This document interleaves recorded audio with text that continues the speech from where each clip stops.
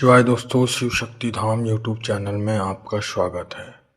आज की विषय है जो भक्त बाबा भोलेनाथ की पूजा सेवा करते हैं, जो साधक बाबा भोलेनाथ की पूजा साधना करते हैं, उनके साथ हमेशा रहती है ये छह शक्ति। ये हमारे गुरुदेव का अनुभव है और हमारे गुरुदेव ने ये बताया था कि जो भगत, जो साधक बाबा भोलेनाथ की पूजा साधना सेवा करते हैं, उनके साथ हमेशा रहती है ये छह शक्ति। ठीक है। और मैंने खुद ये शक्ति अनुभव करके देखी है। कौन सी छह शक्ति है, आइए जानते हैं। वीडियो पर बने रहिए, वीडियो बहुत ही महत्वपूर्ण जानकारी पर है। देखिए, बाबा भोलेनाथ देवों के देव महादेव है। ठीक है। आप बाबा भोलेनाथ की सेवा पूजा साधना करते हैं तो आपको तीन तो ऐसे रिजल्ट मिल जाएंगे, शारीरिक, मानसिक और धन से। आप इस चीज़ को अनुभव कर सकते हैं, शारीरिक, मानसिक, धन से आप सही रहेंगे। ठीक है। आपको कोई डिस्टर्बिंग नहीं रहेगा, पैसे से, शारीरिक से कोई परेशानी नहीं होगी, आपको कोई बीमारी नहीं होगी। माइंड से आप सही रहेंगे, आपको माइंड से डिस्टर्बिंग नहीं होगी, ओवर थिंकिंग नहीं होगी। और आपकी जो माइंड है वो पूजा पाठ में लगा रहता है। ठीक है। बाबा भोलेनाथ की पूजा सेवा करने से आपका माइंड जो है लगा रहता है, और आपके पास कितनी बड़ी सी बड़ी परेशानी क्यों ना आ जाए, आप उस परेशानी को डट कर सामना करते हैं। ठीक है। अब हम जानते हैं कौन कौन सी वो छह शक्तियाँ रहती है। ठीक है। सबसे पहली जो शक्ति होती है वो है भगवान गणेश। जो बाबा भोलेनाथ की सेवा पूजा करते हैं उन पर भगवान गणेश की आशीर्वाद बनी रहती है, और भगवान गणेश को प्रथम पूज्य का वरदान मिला है। और भगवान गणेश मंगल करता है, अमंगलहारी मंगलकारी। ठीक है। तो जब आप भगवान शिव की पूजा करते हैं तो गणेश भगवान आपकी रक्षा करते हैं, सहायता करते हैं।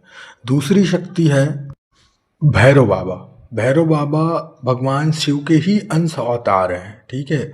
और जितने शिव हैं, जितने 12 ज्योतिर्लिंग हैं ना, तो 12 भैरव हैं। ठीक है। एक शिव के साथ एक भैरव है। तो आप जब भी भगवान शिव की सेवा पूजा करते हैं तो आपके साथ बाबा काल भैरव की शक्ति जागृत रहती है, आपकी रक्षा करते हैं, आपके हित में रहते हैं वो। ठीक है। तीसरी जो शक्ति है वो है बाबा नंदी महाराज। ठीक है। भगवान शिव को नंदी महाराज अति प्रिय है। ठीक है। तो नंदी को भगवान शिव के भक्त प्रिय है, वो हमेशा उनके साथ रहते हैं, रक्षा करते हैं, उनकी सहायता करते हैं, है ना।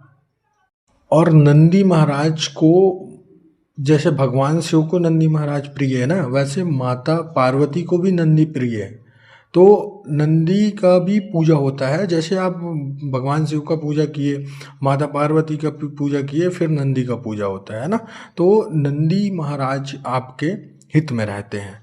चौथी जो शक्ति होती है भगवान श्री राम। भगवान श्री राम की भी आपको कृपा सहज ही प्राप्त हो जाती है जब आप भगवान शिव की पूजा करते हैं, क्योंकि भगवान श्री राम की आराध्य थे शिव, और शिव के आराध्य थे राम।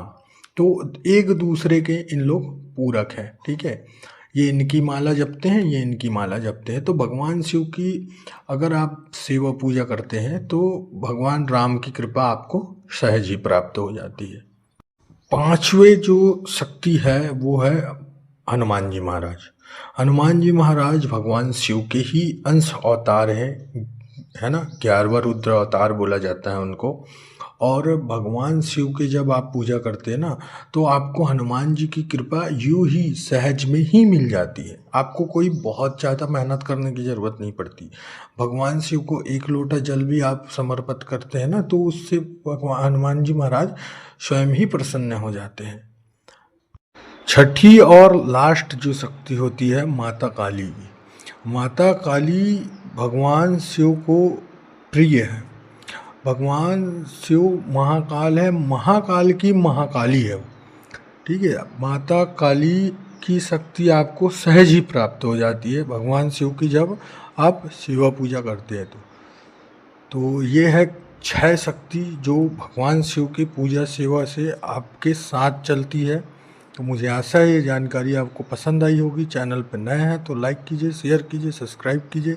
मिलते हैं एक नई वीडियो के साथ नई जानकारी में। तब तक के लिए ओम नमः शिवाय, ओम नमः शिवाय, ओम नमः शिवाय।